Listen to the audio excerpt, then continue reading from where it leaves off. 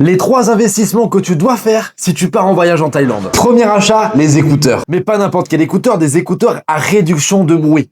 Car la Thaïlande, c'est bruyant de fou. Les scooters partout, le bus, le train, les marchés nocturnes, les rues. Avec la circulation et les odeurs, perso, je pète un plomb.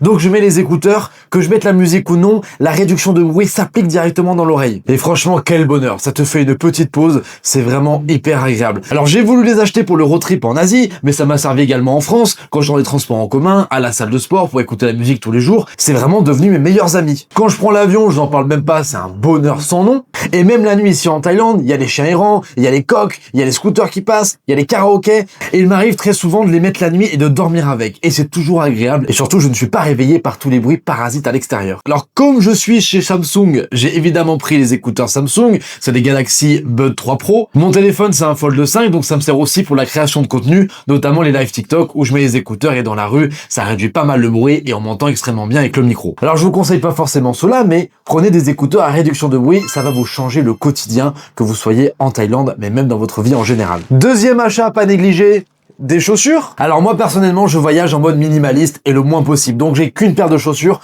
pour tout faire. Comme ça quand je pars elles sont directement au pied et j'ai rien qui m'embête dans mon sac. Et je pense que moi comme vous, on adore marcher. Et donc il fallait des chaussures à tout faire pour aller au temple, à la plage, marcher dans la rue, aller dans les forêts, faire du sport, qu'elles s'adaptent à l'humidité, à la pluie ou la chaleur, qu'elles soient évidemment confortables quand on fait 15, 20, 25 000 pas par jour, qu'elles se lavent, qu'elles se sèchent et surtout à la fin qu'elles sentent pas.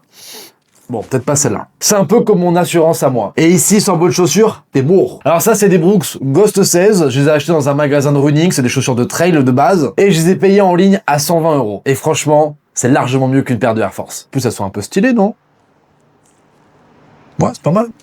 Troisième investissement, une gourde isotherme. En plus d'être utile, il y a une histoire d'amour avec celle-ci. On me l'a offert pendant un de mes tournages de film.